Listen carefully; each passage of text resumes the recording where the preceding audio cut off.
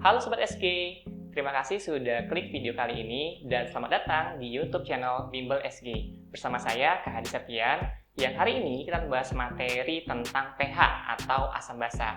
Saksikan video sampai akhir ya. Yuk kita langsung mulai.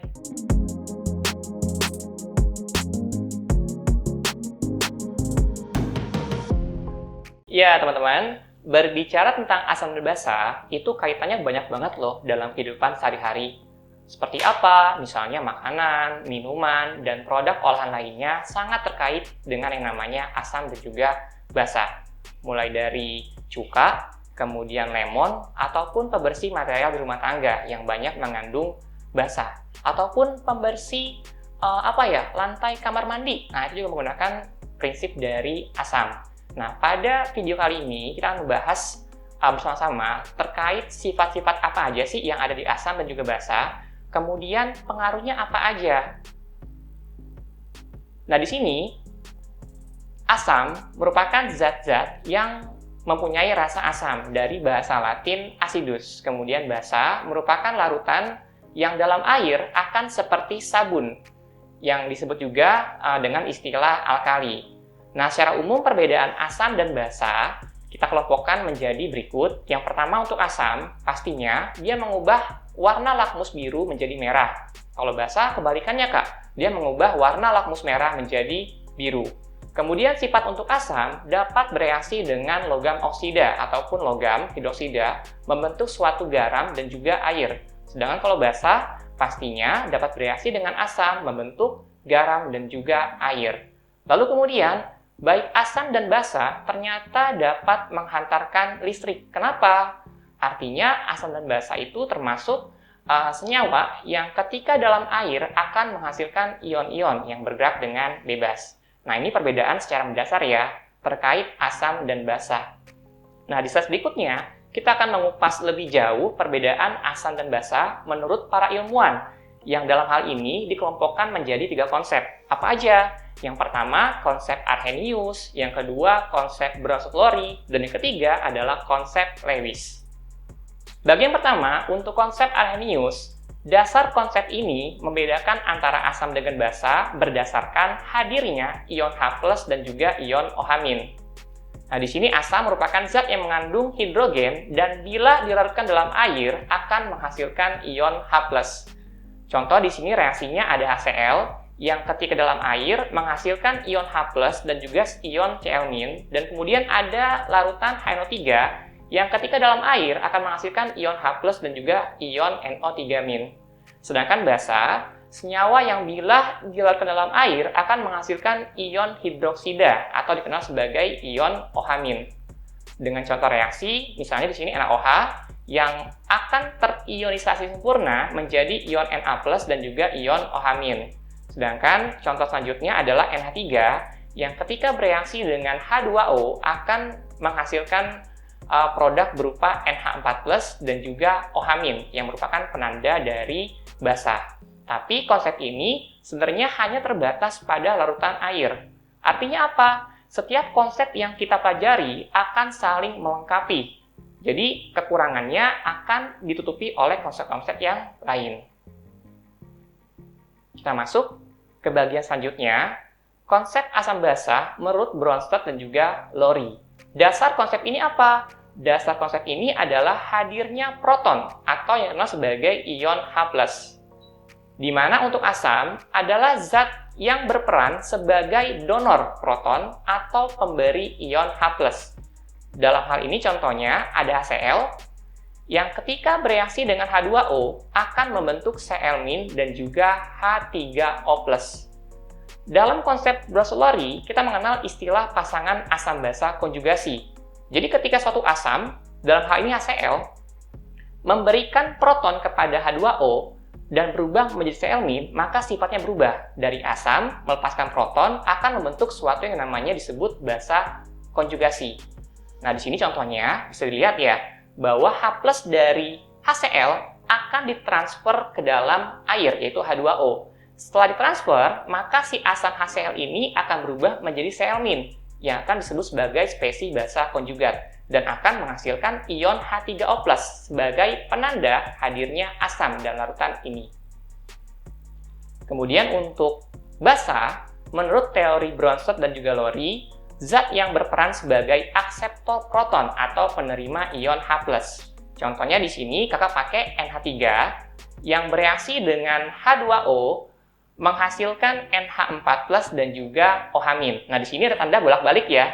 Nah, ini materi apa? Materi kesetimbangan. Artinya, ionisasinya tidak sempurna.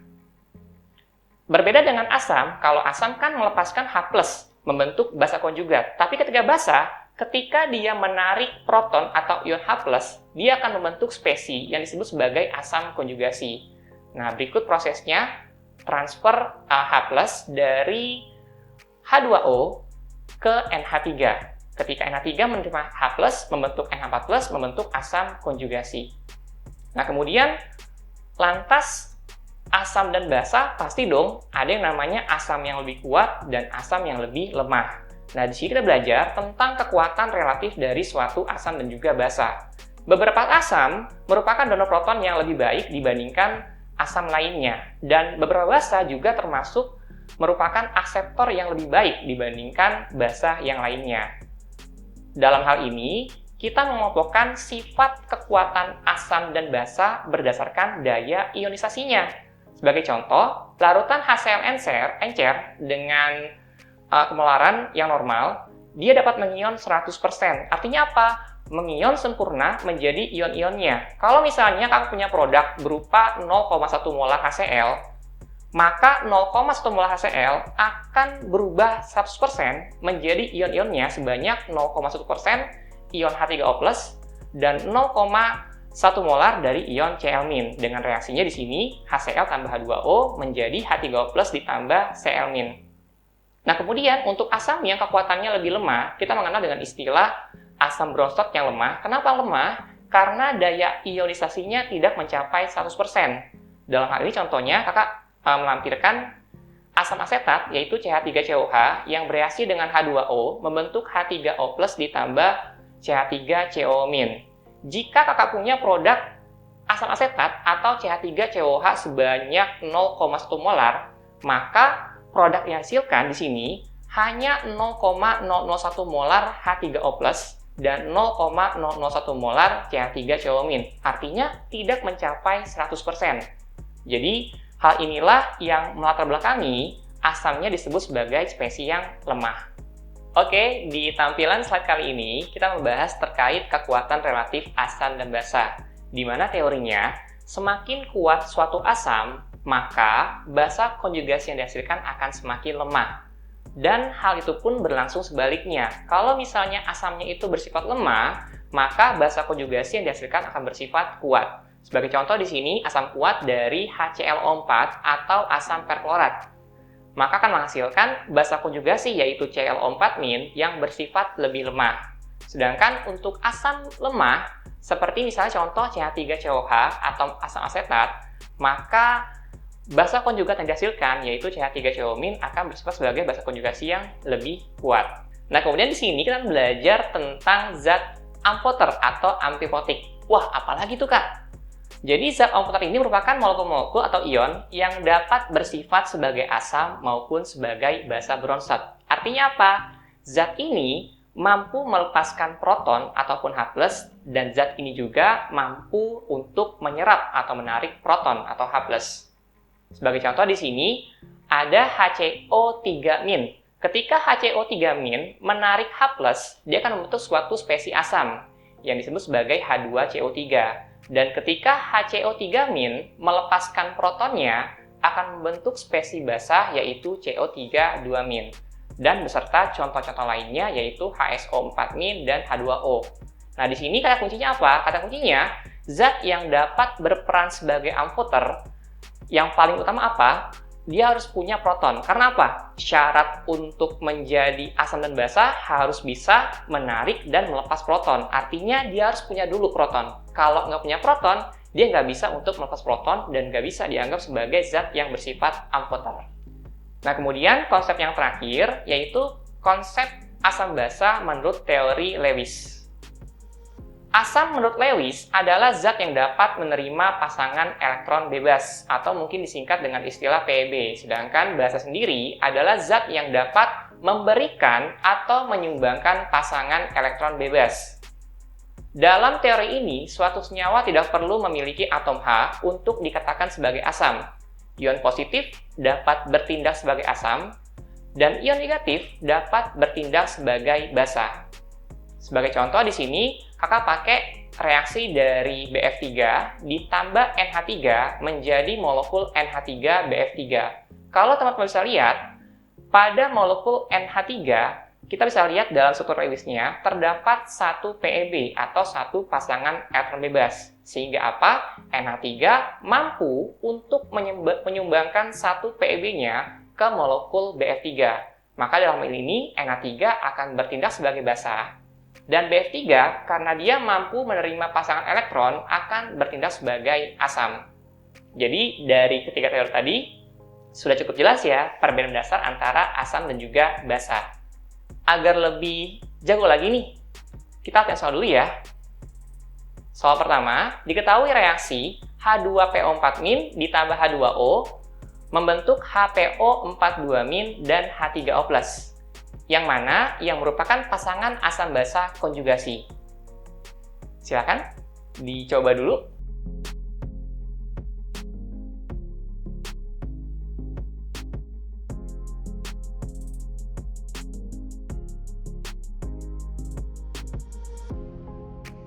Oke, kata kuncinya apa? Kata kunci antara pasangan asam basa konjugasi adalah apa?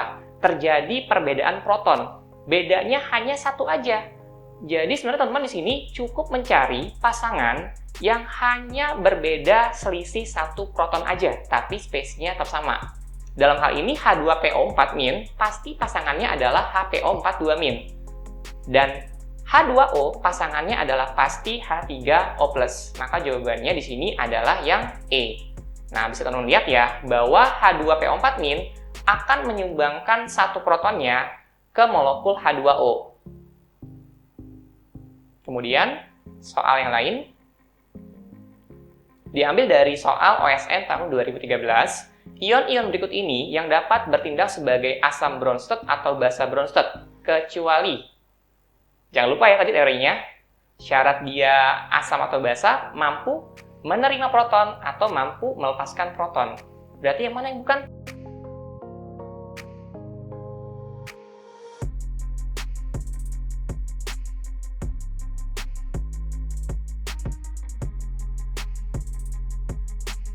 Iya, jawabannya yang A. Kenapa yang A? Simpelnya CO32-. Dia nggak punya proton. Kalau nggak punya proton, gimana mau ngasih gitu ya? Jadi syarat utama suatu molekul disebut amphoter adalah dia punya proton dulu. Agar apa? Dia bisa ngasih, tapi dia juga punya kemungkinan untuk menerima proton. Nah, tadi kan kita belajar tentang konsep ya. Sekarang, yang namanya asam dan basa pasti punya nilai atau punya takaran tersendiri. Nah, nilai suatu keasaman atau kebasahan suatu molekul didefinisikan sebagai satuan pH atau derajat keasaman. Nah, di sini pH digunakan untuk menggambarkan nilai negatif dari logaritma konsentrasi ion H+.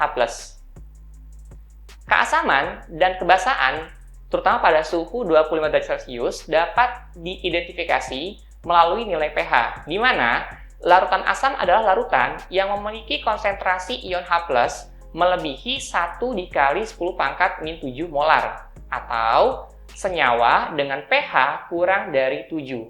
Sedangkan suatu larutan dikatakan sebagai larutan yang bersifat basa ketika konsentrasi ion H+-nya adalah kurang dari 1 dikali 10⁻⁷ molar, atau pH-nya lebih dari 7. Berarti kalau 7 gimana, Kak? Kalau 7 kan nggak asam dan juga nggak basa ya. Artinya larutan ini dikatakan sebagai larutan yang bersifat netral dengan konsentrasi ion H+, yaitu 1 dikali 10⁻⁷ molar. Dan pengukuran keasaman dapat digunakan dengan beberapa cara. Pertama dengan lakmus. Kalau di lab kita biasa pakai lakmus merah dan juga lakmus biru. Kemudian ada indikator seperti phenolphthalein, kemudian bromthymol blue yang dia akan mendeteksi rank pH secara lebih rinci, walaupun belum sampai dengan angka yang aktual ya. Dan yang lebih akurat yaitu menggunakan pH meter. Celupin pH meter ke dalam larutan, muncul angka pH-nya berapa, nah itulah pH nilai real dari larutan tersebut. Nah, kemudian di sini kita akan belajar tentang perhitungan pH, di mana Asam kita bagi dua ya teman-teman, ada asam yang bersifat kuat dan asam yang bersifat lemah. Perbedaan dasarnya apa? Untuk asam kuat, sifatnya adalah dalam air, dia akan mengion sempurna, mengion 100% atau memiliki alfa sebesar 1. Sedangkan untuk asam lemah tentunya hanya mengion sebagian, tidak 100%. Nah, di sini rumus-rumus yang dipakai untuk asam kuat, rumus konsentrasi H+-nya adalah konsentrasi asam dikali dengan valensi asam. Valensi itu adalah jumlah H+ yang dikandung oleh asam tersebut. Misalnya HCl, jumlahnya 1, berarti valensi 1. Kalau misalnya H2SO4 atau asam sulfat, jumlah H-nya adalah 2, maka valensinya adalah 2. Sedangkan untuk rumus asam lemah, konsentrasi H+-nya adalah akar Ka dikali dengan Ca atau konsentrasi asam. Nah, tadi Ka itu apa sih, Kak? Ka dikenal sebagai istilah tetapan disosiasi untuk asam. Nah, di sini semakin besar Ka, maka asam akan semakin kuat. Kenapa dia punya Ka? Karena asam lemah, dia akan mengion tidak sempurna atau tidak 100%. Dalam hal ini akan terjadi yang namanya kesetimbangan, teman-teman. Sehingga tiap senyawa yang dia mengurai tidak sempurna atau yang bersifat asam lemah, dia pasti memiliki nilai Ka. Nah, di sini kakak tampilkan tabel-tabel senyawa-senyawa yang termasuk asam lemah dengan nilai Ka-nya masing-masing. Tadi teorinya, semakin besar Ka, maka semakin asam suatu senyawa. Ya, dan berikut perhitungan pH untuk larutan yang bersifat basa. Sebenarnya teman-teman, konsepnya itu sama dengan larutan asam, hanya berbeda variabel. Kalau tadi kan kalau asam kuat, pakainya H+ ya, rumusnya konsentrasi asam dikali dengan valensi. Tapi kalau basa, karena berkaitan dengan ion OH-, hanya diganti aja variabelnya. Jadi untuk basa kuat itu rumusnya adalah konsentrasi OH- setara dengan konsentrasi basa dikali dengan valensinya. Sedangkan untuk basa yang bersifat lemah, maka rumus konsentrasi OH-nya adalah akar dari Kb atau tetapan disosiasi basa dikali dengan konsentrasi basanya. Perbedaan dasarnya, kalau H+ ditambahin P langsung ketemu pH. Tapi kalau basa, kita tambahin P, maka jadinya adalah POH dulu. Dari POH, baru teman-teman bisa konversi menjadi pH. Dengan cara apa? Tinggal mengurangi 14 dikurang POH. Kenapa sih, Kak, harus 14? Karena ini berkaitan dengan KW atau tetapan disosiasi dari air. Nah, biar lebih jelasnya, kita langsung masuk aja ya ke contoh atau latihan soal. Nah, berikut contoh soalnya.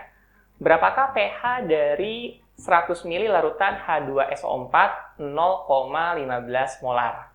Nah, di sini poin pentingnya apa, teman-teman? Yang pertama, kita harus tentukan sifatnya ini asam atau basa sih. Karena dia punya H, otomatis dia bersifat asam. Lalu, pertanyaan selanjutnya, sifat asamnya itu termasuk sifat asam yang kuat atau asam yang lemah. Nah, untuk tipe-tipe soal yang sering muncul, ataupun soal-soal UTBK, soal ujian mandiri, kuat lemahnya suatu asam diberikan data. Berupa apa? Adanya nilai Ka. Jadi kalau asam yang bersifat lemah, di soal itu pasti diinfokan nilai Ka-nya atau tetapan disosiasi asamnya. Tapi kalau ada soal yang tidak mencantumkan nilai Ka di dalamnya, pasti termasuk asam kuat. Kenapa, Kak? Karena Ka itu kan data. Kalau data harus berdasarkan nilai, yang kita nggak boleh ngarang-ngarang. Nah, di sini karena ada H, dia sifatnya asam, dan karena dia nggak punya Ka, maka sifatnya adalah asam kuat. Umumnya kalau untuk asam yang bersifat lemah itu adalah asam-asam yang berasal dari asam organik. Nah, rumusnya di sini untuk konsentrasi H+-nya adalah konsentrasi asam dikali dengan valensi. Konsentrasi asamnya 0,15 molar dikali dengan valensinya, yaitu 2. Kenapa 2? Karena H2SO4 mengandung proton sebanyak 2. Dilihat dari jumlah H-nya aja ya.